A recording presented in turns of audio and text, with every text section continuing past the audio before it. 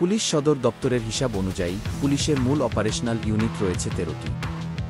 এর মধ্যে রয়েছে পুলিশ সদর দপ্তর, বিশেষ শাখা, এসপি, অপরাধ তদন্ত বিভাগ, CID, police bureau of investigation, PBI, police telecom, rapid action battalion, RAB, police staff college, tourist police, নৌ police, anti terrorism unit, ATU, Bangladesh police মুক্তিযুদ্ধ জাদুঘর, mass rapid transit, MRT unit.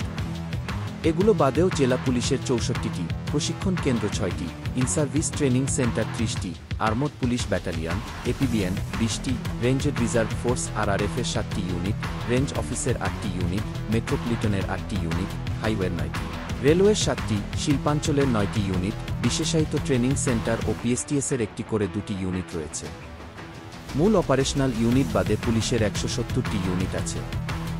এর সঙ্গে মূল 13টি ইউনিট যোগ করলে বর্তমানে বাংলাদেশ পুলিশ বাহিনীতে ইউনিট রয়েছে সর্বমোট 183টি।